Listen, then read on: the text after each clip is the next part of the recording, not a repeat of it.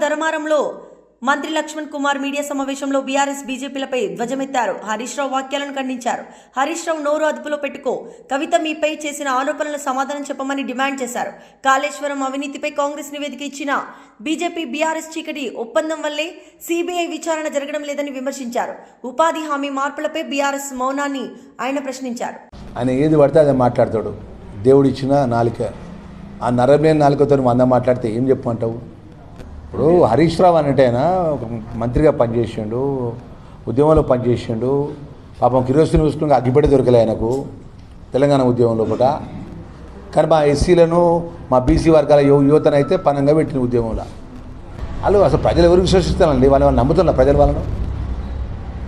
ఇప్పుడు వాళ్ళు ఏది పడితే అదే మాట్లాడితే నిన్న క్లియర్గా సమాధానం చెప్పింది కదండి డిప్యూటీ చీఫ్ మినిస్టర్ గారు. చాలా క్లియర్గా మీడియా మిత్రుల ముందట యథార్థమైన వాస్తవాలు ముందు పెట్టి మాట్లాడడం జరిగింది. ఆ లెవెల్లో అంశం వారు జవాబు చెప్పడం జరిగింది. ఇక దాని నోటి వారికి వస్తే ఒక బీసీలు ఉన్న మంత్రివర్గాన్ని, ఒక ఎస్సీలు ఉన్న మంత్రివర్గాన్ని, ఒక మహిళల సోదరులు ఉన్న మంత్రివర్గాన్ని ఇక నోటి కొంత వస్తే మాట్లాడుతుండే మేము మాట్లాడలేమా? సొంత వాళ్ళ కుటుంబానికి సంబంధించిన కవితక్క గారే మీ మీద ఆరోపణ చేస్తాను మీరు దొంగలని. నువ్వో దొంగ అంటుంది, వాళ్ళ అన్ననో దొంగ అంటుంది, మొత్తం దోసుకున్నారు అంటుంది. దానికి జవాబు చెప్పు ఫస్ట్. దాని జవాబు చెప్పాయి హరీష్ రావు. ఎందుకు మాట్లాడితే ఏది పడితే అది మాట్లాడుతుంది? ఖచ్చితంగా గౌరవ ముఖ్యమంత్రి రేవంత్ రెడ్డి గారి పరిపాలనలో కూడా 20 సంవత్సరాల ప్రజల మధ్యలో ఉంటాం మేము.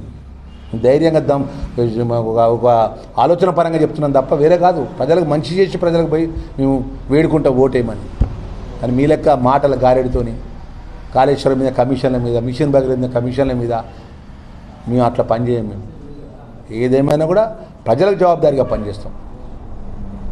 కాళేశ్వరం కమిషన్ మీద సిబిఐకి రేషన్ ఇప్పటివరకు ఎఫ్ఐఆర్ చేసి ఎందుకు ఎంక్వైరీ స్టార్ట్ చేస్తలేరు? కేసీఆర్ మీద, హరీష్ రావు మీద